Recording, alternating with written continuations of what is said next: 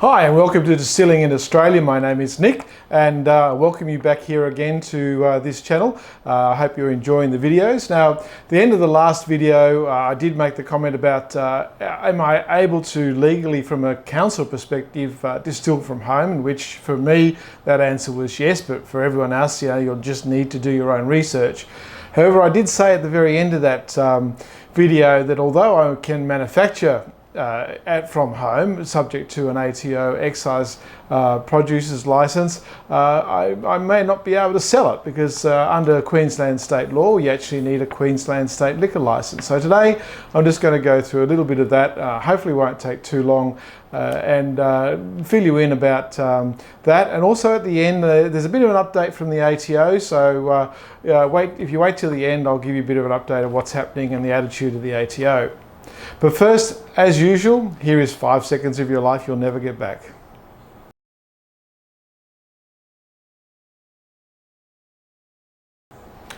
Okay, so first of all, I'd like to say that under the current Queensland liquor licence laws, there's a number of categories of licences, and I made contact with Queensland liquor licensing people, and they came back to me and said that I should probably get what they refer to as a producer wholesale license. Now, I have actually gone through the Liquor Licensing Act, and for my subscribers I'll post all these notes later on today for you, so you can see all this information for yourself. But the wholesale producer's liquor license only allows you to sell your produce on a wholesale basis. So in other words, if you're going to want to sell to the general public, you're not allowed to under that particular license. So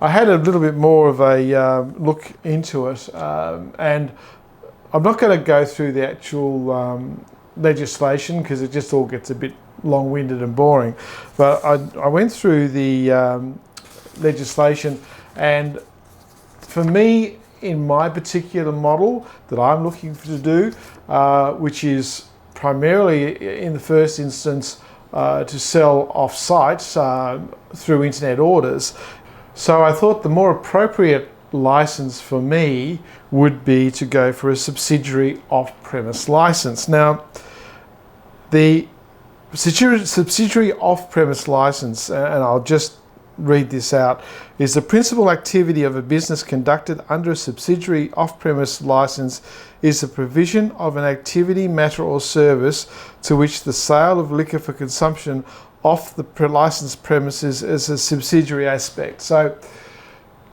the activity of my particular business is a distillery, so therefore the selling of that liquor isn't going to fulfill that requirement of being for matter or service which the sale of liquor for consumption off the premises license is subsidiary, and that's the question. So I didn't really get too much joy out of Queensland liquor people, and I was a little stumbled about where to go, because obviously I'm not going to license myself as a bar or as a commercial hotel or a nightclub or any of those other activities, but under the off-premise subsidiary license you're actually allowed to sell an amount the commissioner stated on your license, so whatever he's allowed you to sell, or 2 litres of alcohol in any one sale.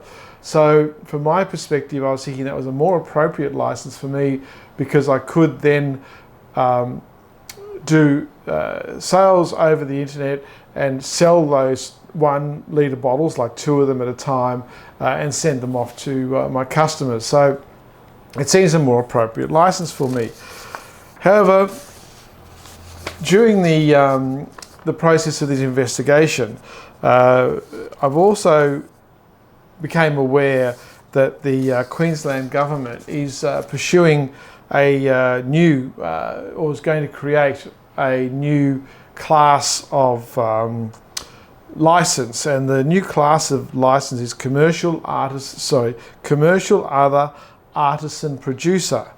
Now, the artisan producer restricts the granting and continuing holding of a license to legitimate craft brewers and or artisanal distillers with annual production volumes between 2,500 and 5 million litres of beer, which of course I'm not interested in, or between 400 and 450,000 litres of artisan spirits. Now, that type of license is more in line with the sort of business model that I want to do. Now, at this moment, this proposal is just a bill, and it's being debated in Queensland State Government Parliament at the moment.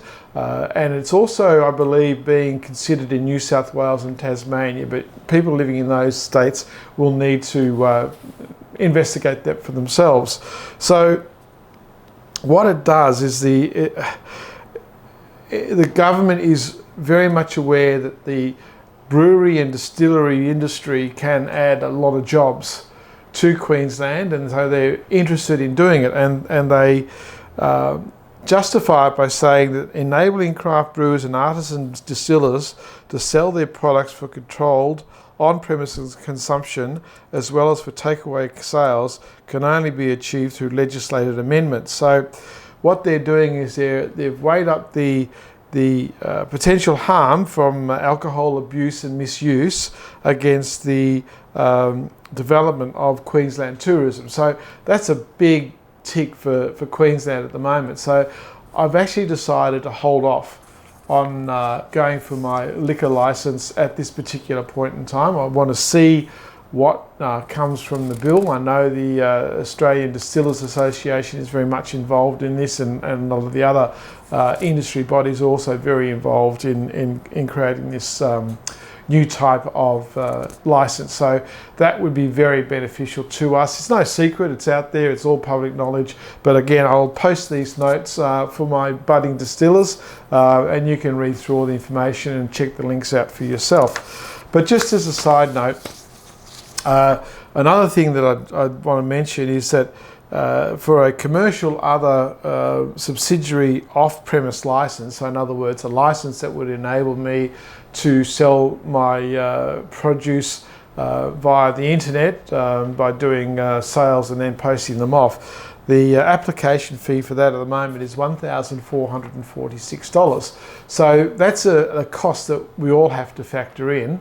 You've got your excise costs through the ATO, and then you've got your liquor licensing costs, and the renewal cost is about half of that. So you're looking at initially of a $1,446 investment, and then another $700 a year after that. It'll be interesting to see what they classify the new artisan license at, and what sort of figures they charge. So I'm not going to rush into the liquor licensing part at the moment.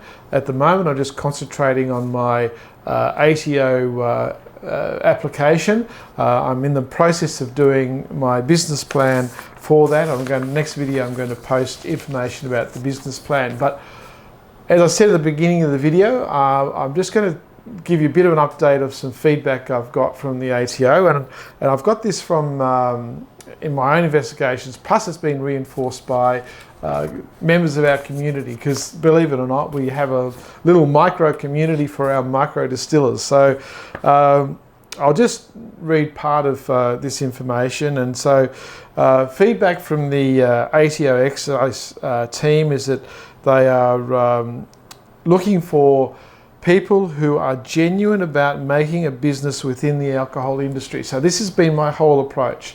This is why I've gone through the trouble of registering my business name, setting up my family trust as my entity, getting the logo registered under trademarks, having all those things in place, so as I can show the ATO that what I am trying to do is set up a little micro commercial distillery, with very low volume, albeit, but nevertheless a genuine business is what I'm doing. Now, what they are interested in is how it's demonstrate your ability to store of the unbonded products, your security, how you're going to market, and your future business plans and record keeping. So they're the things that they're really looking at, which is all the things that I'm actually in the process of going through now. Now, what the comments have come back is that there's been a massive increase in interest in people wanting to run a distillery from home. So the comment made by the tax office was it's almost to the point of saturation. So just be aware that, you know, if you're going to go into this, you need to think of it as a commercial enterprise. You need to also understand that you have to give the tax office the information that they need to demonstrate that what you're doing has been well thought of. And marketing is crucial. So how are you going to market your product? What is your point of difference? So for argument's sake, if you're just going to open a website and, you know, put your products on the website and that's all you do, well, that's not going to work, okay? And I can, from personal experience, websites on their own are not the answer. You have to be prepared to spend money on advertising and getting people to that website to buy your products. And somehow you have to get people to taste and try your products. So again, you have to be able to demonstrate how you're going to do that to get your sales. So these are all the little ideas that you need to think about very carefully in the process. But they said, you know, they've made the point that you must have a very good marketing plan. So that was all I wanted to really say about the ATO and licensing. I'm not really bothering with my license at the moment because for me, my first year of operation is purely going to be research and developing and fine-tuning my recipes and making sure that, you know, what I can produce is consistent, of a really good high quality. And some of my products I'm not going to be able to sell for 2 years anyway because they have to mature for at least that long, and I'm looking to do that for a lot longer. My premium products are going to be maturing for at least 4 to 5 years before I put them on the market. But that's just my particular plan. So anyway, that's all I want to say to today. So thank you very much for watching.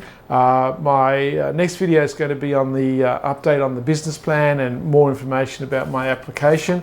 And I'm hoping to get that out within the next week. I know I missed last week, but you know, life happens, and you know, you just can't get out there and do everything every time.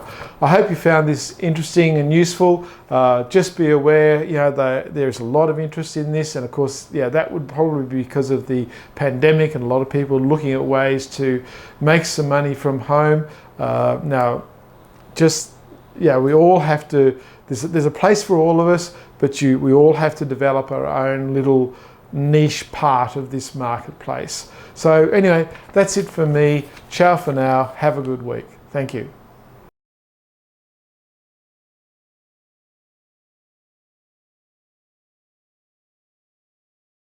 Distilling alcohol is illegal in Australia unless you hold the appropriate licenses and permits.